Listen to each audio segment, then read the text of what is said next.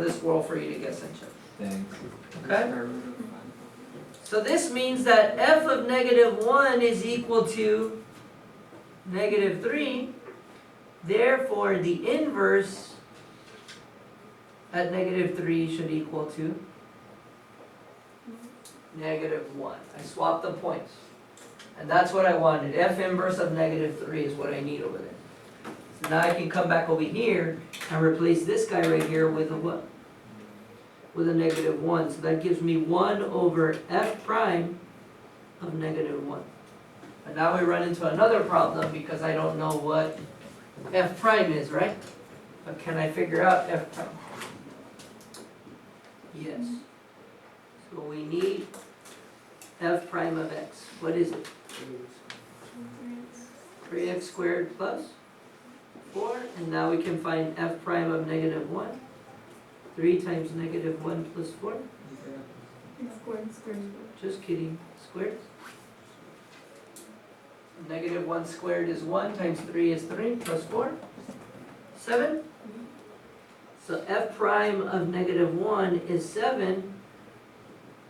The derivative of the inverse at -3, right, which is the corresponding point with -1, right, is just the what of 7?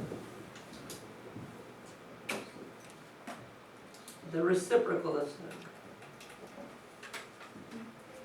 Okay?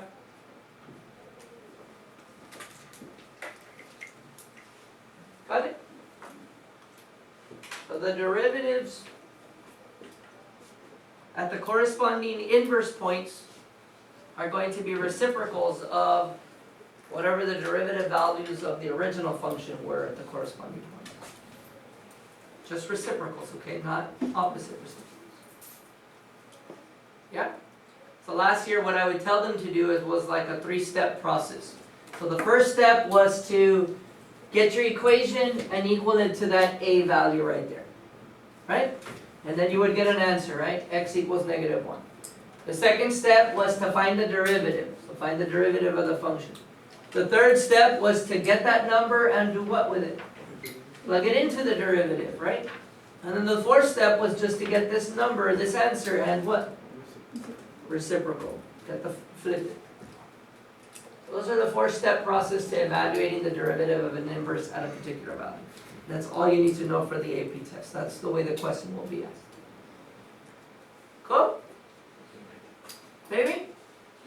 Want to try one on the assignment together and see how we do? Yeah. Yeah? Alright, so let me pass out the assignment and then we can try one together there. And then when you go home you can try the rest. No break. How do we feel? Okay? Really tired? I'm sorry. It was a bad lesson for a Monday, right? It's kind of intense. The calculus part wasn't too bad. I think it was more of the intro.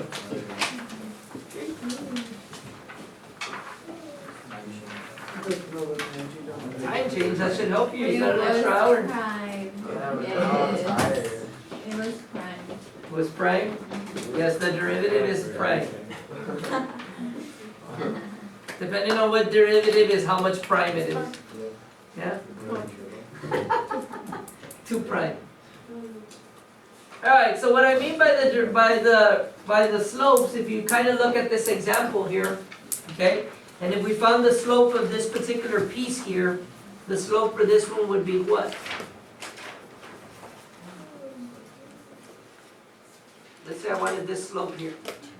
It would be going from -5 to 2, right? I mean +5 to 2, so that's down 3, right? And over 1?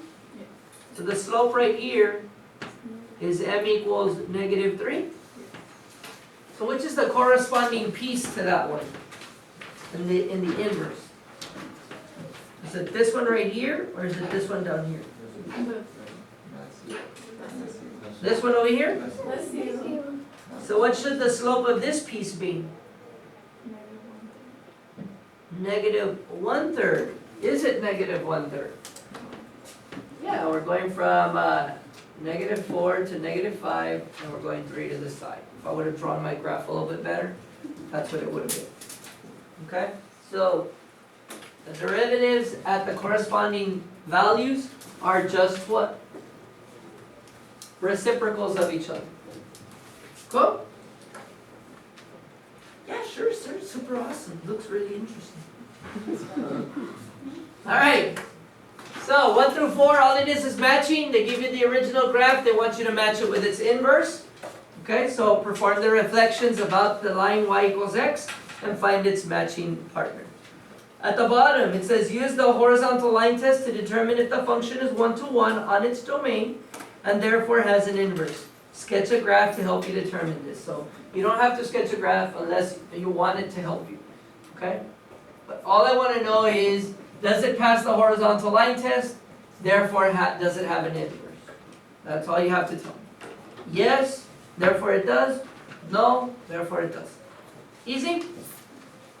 Okay. On the back is where we're doing what we did on the last two examples, which is the actual calculus part. Okay, and you're going to do up to number 12 only, alright? We won't do the rest of it till tomorrow. Okay, so 1 through 12. So, any of these that you want me to go over with you?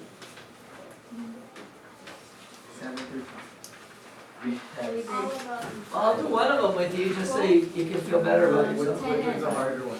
Number 12. Which was the most fun to you? They're all easy. Let's do 12. The most fun. We think 12 looks They're all fun. Which is the Which funnest? one's the most fun? Which is the funnest? Yeah, the funnest. Most 10 or 12? Yes. Okay, so pick between 10 and 12. 12. 12? 12. Alright, let's try 12 together. 10 is pretty intense too. 10? What the heck's going on? It's sine? Oh my god. What's a pi over 2? I know. Kyle, real question. Where's pi over 12? On which one's pi over 12? Pi over 12? Yeah, because I'm doing this world assignment where it's asking for pi over 12. You probably don't have to use pi over 12, but when you plug in pi over 12, there's probably something that you're multiplying by, and it's going to shrink it to be like pi over 6 or pi over 4, Okay. and then it gets workable. Thanks. Okay? Alright, so 12. Let's do it. Let's start off by writing the formula that will give me this derivative. So f inverse of 3 prime is equal to 1 over f prime of f inverse of 3. Yes? So first thing I need is the inverse, second thing I need is the derivative. So I need to figure out this value and then plug it into the derivative of f. So I'm going to have to get the derivative of this guy at one point in the game. To get the derivative of this guy, I need to know the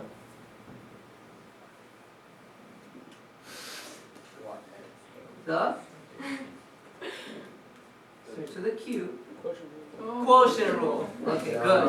Okay, good job. Alright, so what I started off as, what I start doing first.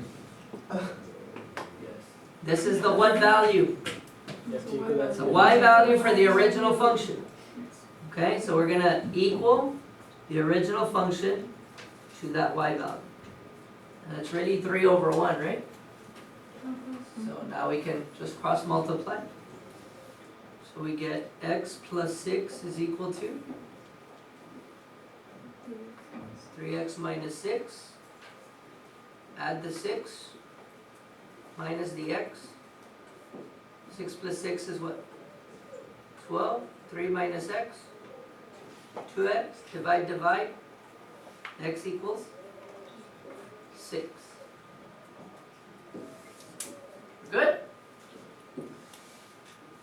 So we know that f of 6 is equal to 3. Therefore, f inverse of 3 is equal to 6. So now I can come back over here and I can write this as 1 over f prime of 6. Remember, whatever number you get when you solve, that's the number that's going to go into the derivative. Okay?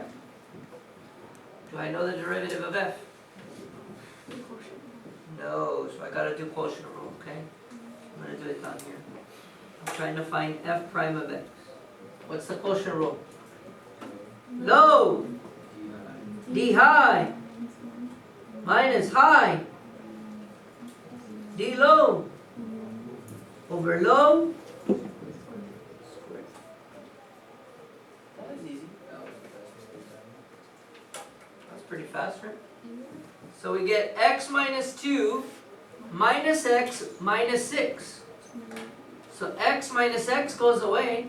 Minus 2 minus the 6 gives me negative 8 over x minus 2 squared.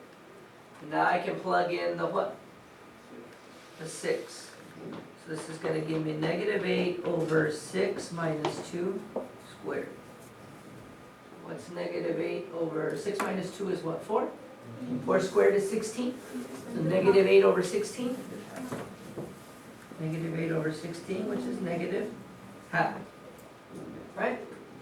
So that means that back up here, we're going to get 1 over negative half, which just gives me what? What do I do to this derivative?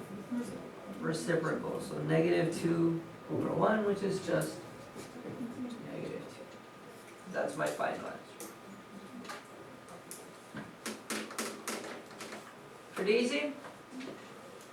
So set the function equal to the value, right? Get that x value that you solved for. Plug it into the derivative, so you gotta find the derivative, and then get the reciprocal of that. Got it? So that's for your assignment 1 through 12, okay?